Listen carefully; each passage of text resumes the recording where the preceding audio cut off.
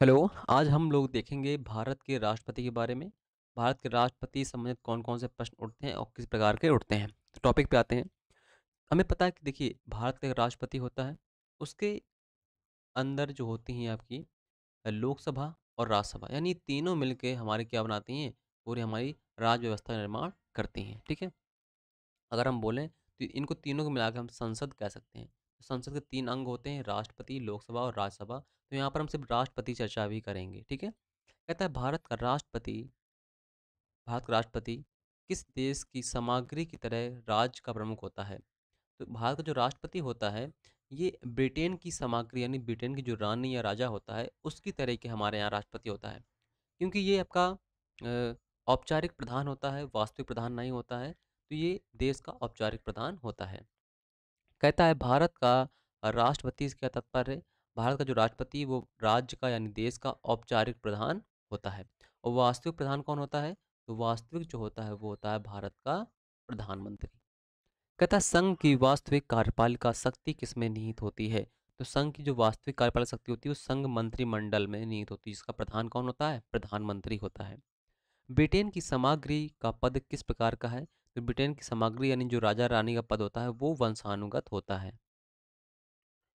आइन कहता है भारत का राष्ट्रपति किसके द्वारा निर्वाचित किया जाता है? तो भारत का राष्ट्रपति जो है निर्वाचक मंडल द्वारा, और ये अप्रत्यक्ष प्रणाली से निर्वाचित किया जाता है। कहता है भारत का प्रजातांत्रिक गणतंत्र क्यों है? यानी जो भारत है प्रजातांत्रिक गणतंत्र क्यों है? क्योंकि यहाँ पर जो राष्ट्राध्यक्ष होता है यानी जो राष्ट्रपति होता है उसका अप्रत्यक्ष रूप से चुनाव होता है, इसलिए भारत को हम प्रजातांत्रिक गणतंत्र बोलते हैं।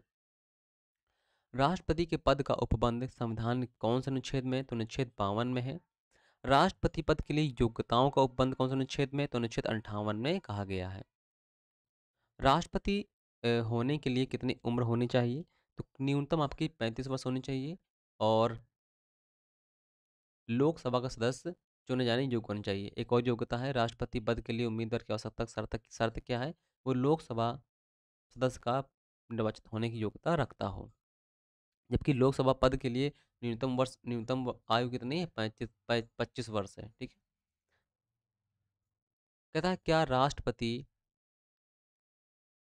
एवं उपराष्ट्रपति का पद संघ तथा किसी राज्य के मंत्रिपरिषद का सदस्य लाभ के पद पे शामिल है? नहीं, ठीक है? कोई भी जो राजनैतिक पद होता है वो आपका लाभ का पद नहीं होता है, और लाभ का पद जो होता है वो संसद तय करती है। कौन तय करती है? संसद तय करती है। आगे कहता है राष्ट्रपति का चुनाव किस प्रकार होता है? तो राष्ट्रपति चुनाव अप्रत्यक्ष निर्वाचन प्रणाली के द्वारा होता है। राष्ट्रपति चुनाव के लिए कितनी राशि जमानत के रूप में जमा करनी होती है? तो 15,000 रुपये जमा करनी होती है। कहता है ऐसे कितने संघ हैं जिनकी विधानसभाएं हैं? ऐसे कितने वाले संघ राज्य हैं जिनकी विधानसभा हैं? तो दिल्ली और पुदुचेरी में आपकी विधानसभा है, और एक और है आपका जम्मू कश्मीर, यहाँ पर आपकी विधानसभाएं स्थित हैं। राष्ट्रपति पद के उम्मीदवार के लिए मतदाता के रूप में कितने समर्थक का होना आवश्यक है? तो कम से कम 50 समर्थक होने चाहिए। यहाँ से अगला क्वेश्चन है, कहता है राष्ट्रपति पद के लिए निर्वाचक हेतु निर्वाचक मंडल का उपबंध किस अनुच्छेद में किया गया है? अनुच्छेद 54 में है निर्वाचक मंडल। ये क्वेश्चन आता नहीं है लेकिन, ठीक है?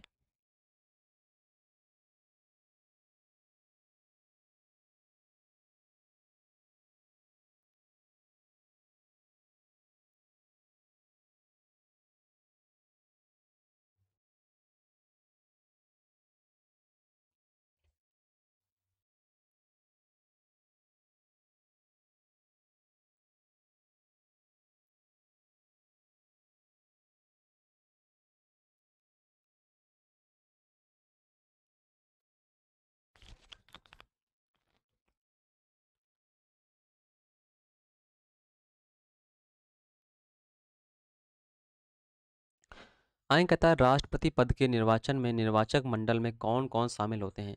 तो जब भी राष्ट्रपति का चुनाव होता है तो उसमें लोकसभा, राज्यसभा तथा विधानसभाओं के निर्वाचित सदस्य शामिल होते हैं। ये लाइन बहुत इंपॉर्टेंट है, निर्वाचित सदस्य, ठीक है? क्योंकि क्या होता है कुछ सदस्यों को राष्ट्रपति मनोनीत भी करता है, तो वो इसमें शामिल नहीं होते हैं, ठीक है? आगे कहता है राष्ट्रपति के निर्वाचन मंडल में कौन कौन शामिल नहीं होते हैं? तो संसद तथा विधानसभाओं के मनोनीत सदस्य शामिल नहीं होते हैं, तथा विधान परिषदों के सदस्य शामिल नहीं होते हैं, ठीक है? वह कौन सा व्यक्ति है जो 2 बार भारत का राष्ट्रपति बना है?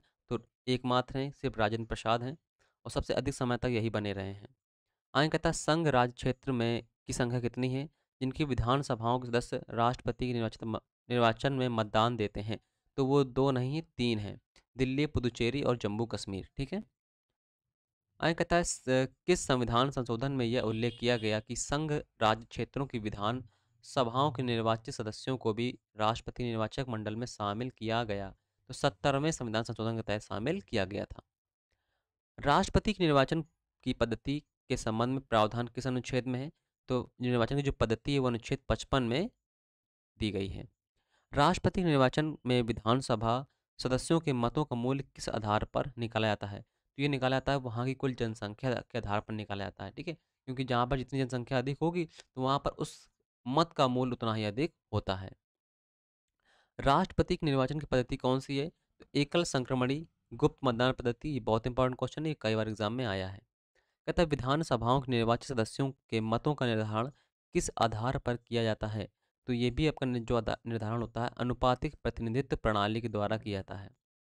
एकल संक्रमणी एकल संक्रमणी पद्धति से क्या तात्पर्य है? एक से अधिक उम्मीदवारों को एक ही मतदाता द्वारा वरीयता देना। देखिए जो एकल संक्रमणी मतदाता होता है इसमें कई सारे व्यक्तियों को, वैसे ये पद्धति राष्ट्रपति निर्वाचन में गलत यूज़ की जाती है क्योंकि हमें चुनना एक ही होता है। जब हमें बहुत सारे लोगों को चुनना होता है उसके लिए हम एकल संक्रमणी मत प्रणाली का यूज़ करते हैं, लेकिन अब भारत ने अपना ली है तो कोई बात ही नहीं है। वैसे इसका तात्पर्य यही होता है कि बहुत सारे जब व्यक्तियों को चुनना होता है उसके लिए हम एकल संक्रमणी मतदाता प्रणाली का यूज़ करते हैं। लेकिन अब ये स्टार्टिंग से होता आया है तो हम उसी का यूज़ कर रहे हैं। आगे कहता है राष्ट्रपति के चुनाव में किसे उम्मीदवार निर्वाचित किया जाता है? तो जो आधे से अधिक यानी जो 50 प्लस वोट पा जाता है उसे ही हम राष्ट्रपति समझ लेते हैं, वही जीत जाता है। भारत के प्रथम राष्ट्रपति कौन थे? तो डॉक्टर राजेंद्र प्रसाद थे। राष्ट्रपति पद के कार्यकाल की अवधि कितनी होती है? तो 5 वर्ष होती है।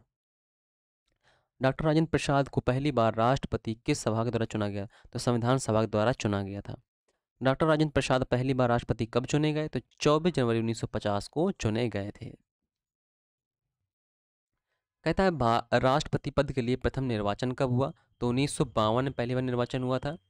निर्विरोध यानी कि किसी भी पार्टी से नहीं थे, निर्विरोध भारत का राष्ट्रपति चुने जाने वाले एकमात्र व्यक्ति कौन थे? तो नीलम संजीव रेड्डी थे। श्री नीलम संजीव रेड्डी निर्विरोध राष्ट्रपति कब चुने गए? तो 1970 में चुने गए थे। ये इंपॉर्टेंट क्वेश्चन है, ये बहुत इंपॉर्टेंट क्वेश्चन कई बार एग्जाम में आया है। राष्ट्रपति चुनाव के मतदान स्थल कहाँ होता है? दिल्ली तथा राज्यों की राजधानी में होता है। दिल्ली में होता है और राज्यों की राजधानी में होता है। संसद सदस्य समानता मतदान कहाँ देते हैं? तो जो सदस्य होते हैं वो समानता दिल्ली में मतदान करते हैं। विधानसभाओं के सदस्य अपना मतदान कहाँ करते हैं? तो विधानसभाओं के सदस्य करते हैं अपने अपने राज्य की राजधानी में करते हैं। अनुच्छेद 62 राष्ट्रपति के चुनाव के संबंध में क्या प्रावधान करता है?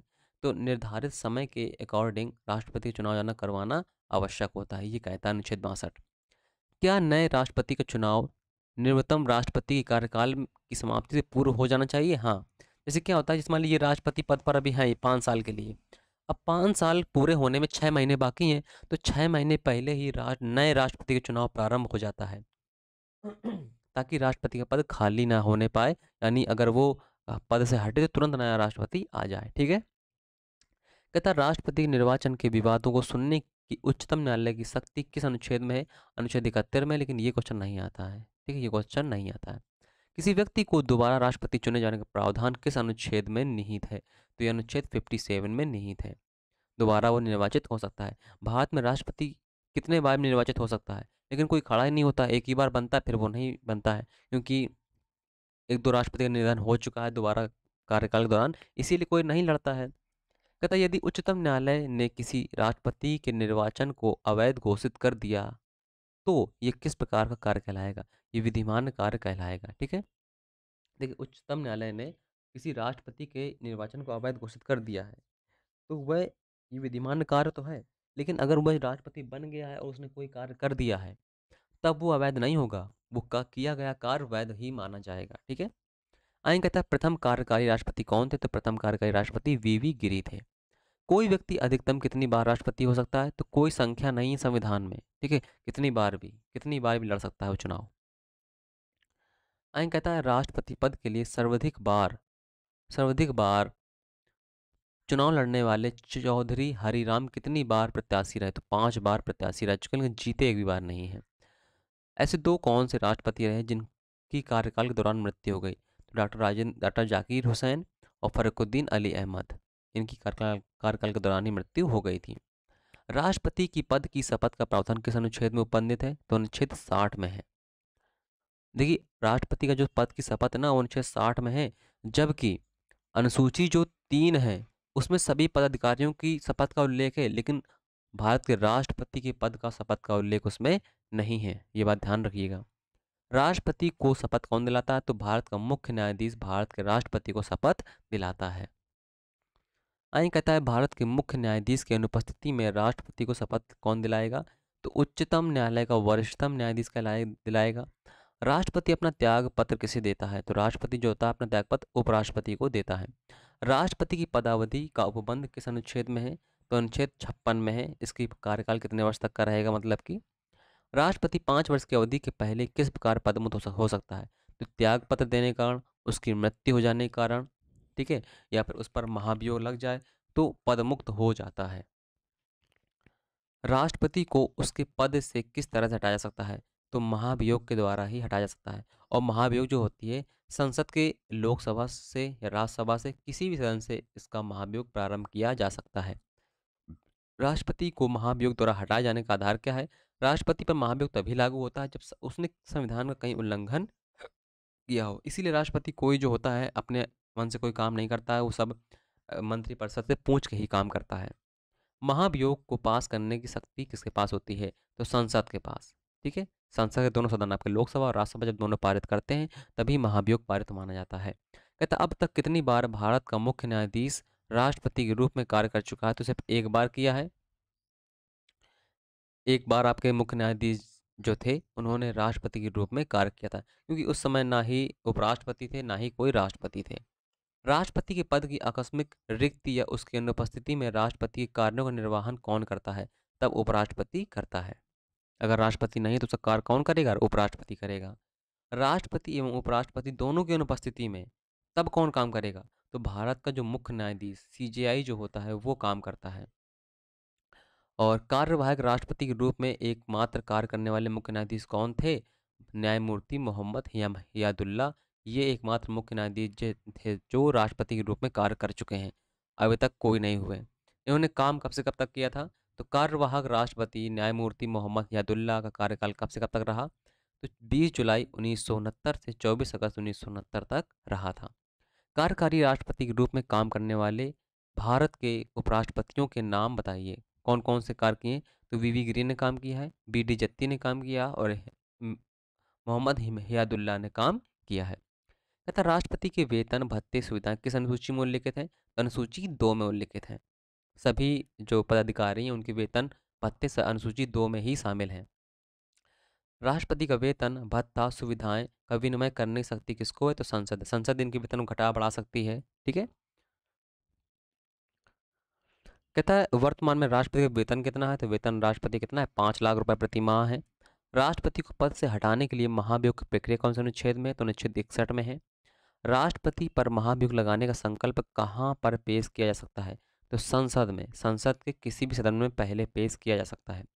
राष्ट्रपति पर महाभियोग लगाने का संकल्प संसद के किसी भी सदन में पेश किए जाने के पूर्व राष्ट्रपति को कितने दिन के अंदर आरोप पत्र दिया जाना चाहिए? तो पहले हम उसे 14 दिन का पत्र भेजते हैं कि आपके ऊपर कार्यवाही की जानी प्रारंभ की जानी है। ठीक है, राष्ट्रपति को भेजे गए आरोप पत्र पर किसके हस्ताक्षर होते हैं? तो उस सदन के कम से कम 1/4 सदस्यों के साइन होते हैं जहां से महाभियोग पारित पेश किया गया है। ठीक है, राष्ट्रपति पर लगाए गए आरोपों की जांच कौन करता है? तो दूसरा सदन करता है। जैसे मान लीजिए राज्यसभा ने लगाया आरोप तो राष्ट्रपति को भेजा जाएगा और उसका बाद में लोकसभा जांच करेगी कि आपने जो आरोप लगाए वो सही है या नहीं सही है। सही होते हैं तो राष्ट्रपति का जो महाभियोग होता है ये पारित हो जाता है और राष्ट्रपति को पद से इस्तीफा देना पड़ता है। अगर नहीं पारित होता है तो वो अपने पद पर बना रहता है। राष्ट्रपति स्वयं या अपने वकील के माध्यम से अपना पक्ष रख सकता है। कब? जब उसके ऊपर महाभियोग लगाया जा रहा हो तो वो भी अपना वकील हायर कर सकता है। विशेष दूसरे सदन से संकल्प पास होने के लिए क्या आवश्यक है? तो विशेष बहुमत। जब दूसरे सदन में जाता है तो वहां पर विशेष बहुमत से पारित होता है महाभियोग। ठीक है, कहता महाभियोग की कार्यवाही कब पूर्ण होती है? जब दूसरा सदन पहले सदन द्वारा लगाए गए आरोप को विशेष बहुमत से पारित कर देता है, तभी वो पारित माना जाता है। आगे कहता है संपूर्ण कार्यपालिका शक्ति किसमें निहित है? तो संपूर्ण कार्यपालिका शक्ति राष्ट्रपति में निहित है। जितने भी काम होते हैं सभी राष्ट्रपति के नाम से होते हैं। कार्यपालिका शक्तियों को राष्ट्रपति में निहित का होने का उल्लेख किस अनुच्छेद में? तो अनुच्छेद 53 में है। राष्ट्रपति अपनी शक्तियों का प्रयोग किसके माध्यम से करता है? तो मंत्रिपरिषद के माध्यम से करता है। प्रधानमंत्री एवं मंत्रिपरिषद का गठन किसके द्वारा किया जाता है? तो ये दोनों गठन राष्ट्रपति के द्वारा ही किया जाता है। राष्ट्रपति को प्रधानमंत्री की नियुक्ति तथा मंत्रिपरिषद के गठन की शक्ति का अधिकार किस अनुच्छेद में है? तो अनुच्छेद 75(1) में है। प्रधानमंत्री कौन होता है? तो लोकसभा के बहुमत दल का नेता होता है प्रधानमंत्री। आगे कहता है राष्ट्रपति मंत्रिपरिषद के किसी मंत्री को किसकी सलाह पर बर्खास्त कर सकता है? तो प्रधानमंत्री की सलाह पर। जितना भी मंत्रिपरिषद होता है उसके किसी मंत्री को राष्ट्रपति प्रधानमंत्री की सलाह से बर्खास्त कर सकता है। भारत का महान्यायवादी किसके द्वारा नियुक्त किया जाता है? तो राष्ट्रपति के द्वारा ही नियुक्त किया जाता है। नियंत्रक एवं महालेखा परीक्षक यानी कैग की नियुक्ति कौन करता है? तो राष्ट्रपति ही करता है। संघ लोक सेवा आयोग के अध्यक्ष एवं सदस्यों की नियुक्ति कौन करता है? तो उसकी भी नियुक्ति राष्ट्रपति ही करता है। अभी एक होती है संघ लोक सेवा आयोग, एक होती है राज्य लोक सेवा आयोग। तो राज्य लोक सेवा आयोग करेगा राज्यपाल, और एक होती है संयुक्त राज्य लोक सेवा आयोग। तो इसके सदस्यों और अध्यक्षों की नियुक्ति भी राष्ट्रपति ही करता है। कहता मुख्य निर्वाचन आयुक्त की नियुक्ति कौन करता है? तो राष्ट्रपति ही करता है। अन्य निर्वाचन आयुक्तों की नियुक्ति कौन करेगा? तो राष्ट्रपति ही करता है। कुल कितने होते हैं? 3 होते हैं। एक प्रमुख होता है, 2 उसके अन्य मेंबर होते हैं। राष्ट्रीय अल्पसंख्यक आयोग के अध्यक्ष व सदस्यों की नियुक्ति कौन करता है? राष्ट्रपति ही करता है। राष्ट्रीय महिला आयोग का अध्यक्ष सदस्यों की नियुक्ति कौन करता है? तो राष्ट्रपति ही करता है। राष्ट्रीय मानवाधिकार आयोग के अध्यक्ष की नियुक्ति कौन करता है? राष्ट्रपति ही करता है। अनुसूचित जाति और जनजाति आयोग का सदस्यों की कौन नियुक्ति करता है? राष्ट्रपति ही करता है। तीनों सेनाओं का प्रमुख कौन होता है? तो राष्ट्रपति ही होता है। भारत के सर्वोच्च सेना प्रमुख तीनों सेनाओं का प्रधान कौन होता है? तो वही भी राष्ट्रपति ही होता है। यहाँ पर ये लिखा तीनों सेनाओं के प्रमुखों की नियुक्ति कौन करता है? तो राष्ट्रपति ही करता है। ठीक है, राष्ट्रपति अपनी सैनिक शक्तियों का प्रयोग किस विधि के अनुसार करता है? तो संसद द्वारा निर्मित विधि के अनुसार ही करता है। विदेश समव्यवहार यानी विदेश में जो भी प्रपत्र होते हैं वो सब किसके नाम से किए जाते हैं? तो राष्ट्रपति के नाम से ही किए जाते हैं। आगे कहता है अंतर्राष्ट्रीय मामलों में भारत का प्रतिनिधित्व कौन करता है? तो जितने भी अंतर्राष्ट्रीय मामले होते हैं वहाँ का प्रतिनिधित्व सब राष्ट्रपति के नाम पर ही किए जाते हैं। भारत के विभिन्न देशों में राजदूत व उच्चायुक्त किसके द्वारा नियुक्त किए जाते हैं? तो ये भी राष्ट्रपति ही नियुक्त करता है। कहता है विदेशी राज्यों के राजदूत व उच्चायुक्तों की स्वीकृति कौन प्रदान करता है? तो राष्ट्रपति ही करता है। समस्त अंतर्राष्ट्रीय संधियां व करार किसके नाम पर किए जाते हैं? जब भी प्रधानमंत्री बाहर जाते हैं कहीं देश से संधि करते हैं तो वो सब राष्ट्रपति के नाम पर ही होती हैं। ठीक है, राष्ट्रपति लोकसभा में आंग्ल भारतीय समुदाय के कितने सदस्यों को मनोनीत कर सकता है? तो 2 व्यक्ति किया करता था, अब नहीं करता। इसको अब संविधान से हटा दिया गया है। तो अब राष्ट्रपति ना ही लोकसभा में और ना ही विधानसभा में कोई भी आंग्ल भारतीय समुदाय नियुक्त किए जाते हैं। ठीक है, तो ये क्वेश्चन जो है अब नहीं आएगा, ये हटा दिया गया है। पहले प्रावधान था, अब नहीं होता है। ठीक है, राष्ट्रपति राज्यसभा में कितने सदस्य मनोनीत करता है? तो 12 सदस्य मनोनीत करता है। संसद के सत्र को किसके द्वारा आहूत किया जाता है? तो राष्ट्रपति के द्वारा आहूत किया जाता है। संसद के 2 सत्रों के बीच कितने अवधि का अंतर नहीं होना चाहिए? तो 6 माह से अधिक का अंतर नहीं होना चाहिए। यहाँ पर 6 माह है, 6 सप्ताह नहीं, याद रखिएगा। ठीक है, क्योंकि आपने संविधान जब आगे पढ़ेंगे तो 6 सप्ताह भी पढ़ेंगे, तो ये बात ध्यान रखिएगा कि 2 सदनों के बीच का अंतर जो है 6 महीने से अधिक नहीं होना चाहिए। आगे कहता है किसी सदन या दोनों सदनों के सत्र का अवसान किसके द्वारा किया जाता है? तो राष्ट्रपति ही करता है। लोकसभा को विघटित करने की शक्ति किसके पास है? तो राष्ट्रपति के पास है। प्रत्येक सत्र के आरंभ में दोनों सदनों के संयुक्त अधिवेशन को कौन संबोधित करता है? तो राष्ट्रपति ही करता है। जब संसद के दोनों सत्र आते हैं तो उनको संबोधित राष्ट्रपति ही करता है। दोनों सदनों के संयुक्त अधिवेशन में दिए जाने वाले राष्ट्रपति के अभिभाषण को कौन तैयार करता है? तो मंत्रिमंडल तैयार करता है। यहाँ से अगला क्वेश्चन है, दोनों सदनों से पारित विधेयक किसके हस्ताक्षर के बाद अधिनियम बनता है? तो राष्ट्रपति के साइन होने के बाद ही वह अधिनियम बन जाता है। आगे कहता है किसी लंबित विधेयक के संबंध में संसद के दोनों या किसी सदन में संदेश भेजने की शक्ति किसके पास है? तो राष्ट्रपति के पास। जैसे क्या होता है कि राज्यसभा ने कोई विधेयक भेजा और लोकसभा में लंबित है, यानी लोकसभा में पेंडिंग में पड़ा हुआ है, तो राष्ट्रपति संदेश भेज देता है कि जो विधेयक पड़ा हुआ आपके पास उसे एक बार देख लें, ठीक है, अगर पारित होने वाला तो उसे पारित कर दें। कहता है अनुच्छेद 123 राष्ट्रपति को कौन शक्ति प्रदान करता है? तो अनुच्छेद 123 के अकॉर्डिंग राष्ट्रपति जो है अध्यादेश जारी करता है, और ये आपका 6 सप्ताह तक जारी रहता है, ठीक है। कहता है अध्यादेश किस स्थिति में जारी किया जा सकता है? तो संसद के दोनों सदनों या किसी एक सदन के सत्तावसान होने की स्थिति में, कोई एक सदन ना चल रहा हो और एक ही सदन चल रहा हो, या दोनों सदन ना चल रहे हो, तब राष्ट्रपति अध्यादेश जारी करता है। वित्त एवं धन विधेयक किसकी अनुमति के बगैर संसद में पेश नहीं किया जाता है? तो राष्ट्रपति की अनुमति के बगैर संसद में पेश नहीं किया जा सकता है। नए राज्यों का निर्माण संबंधी विधेयक संसद में किसकी पूर्व स्वीकृति से पेश किए जाते हैं? तो राष्ट्रपति की पूर्व स्वीकृति से पेश किए जाते हैं। जैसे आपके नए राज्य बनाने हैं, उत्तर प्रदेश को बांट के 3 राज्य बनाने हैं, एमपी को बांट के 2 राज्य बनाने हैं, तो ये सब विधेयक जो है राष्ट्रपति की पूर्व स्वीकृति से ही पेश किए जाते हैं।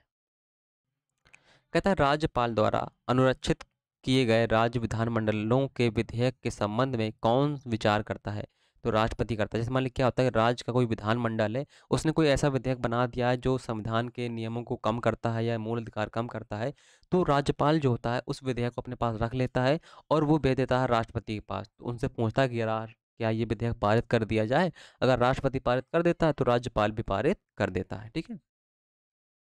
कहता अध्यादेश अधिनियम कितने समय तक प्रवर्तन में रह सकता है? तो 6 माह 6 सप्ताह तक। यानी अगर आपसे पूछे कि अध्यादेश जो है कितने समय तक प्रवर्तन में रहता है, तो अगर 6 सप्ताह दिया गया है ऑप्शन में तो ठीक है। लेकिन अगर पूछा गया अधिकतम कितने वर्ष तक रहता है, तो अधिकतम वर्ष जो रहेगा 6 माह 6 सप्ताह तक रहता है अधिकतम वर्ष, ठीक है। क्योंकि दो सदनों के बीच में जो गैप होता है वो 6 माह का होता है, तो 6 माह और 6 सप्ताह तक रहता है अध्यादेश का प्रवर्तन, ठीक है। अधिकतम लिखा है ये, ठीक है। कहता है वीटो शक्ति का प्रयोग सर्वप्रथम किस राष्ट्रपति ने किया? तो ज्ञानी जयले सिंह ने किया था। क्या संसद के एक सदन के चलने तथा एक सदन के स्थगित होने की स्थिति में राष्ट्रपति अध्यादेश जारी कर सकता है? तो हाँ, बिल्कुल सही है, तभी तो अध्यादेश जारी करता है वो। कहता है राष्ट्रपति विधेयक पर ना तो अनुमति देता है, ना ही उस पर पुनर्विचार के लिए उसे वापस भेजता है। यह तथ्य राष्ट्रपति किस शक्ति में निहित है? तो ये राष्ट्रपति की जेबी वीटो शक्ति है। वीटो जो राष्ट्रपति के पास है वो 3 प्रकार की वीटो शक्ति राष्ट्रपति के पास है। भूतपूर्व राष्ट्रपति ज्ञानी जयले सिंह ने वीटो शक्ति का प्रयोग कब और किस संदर्भ में किया था?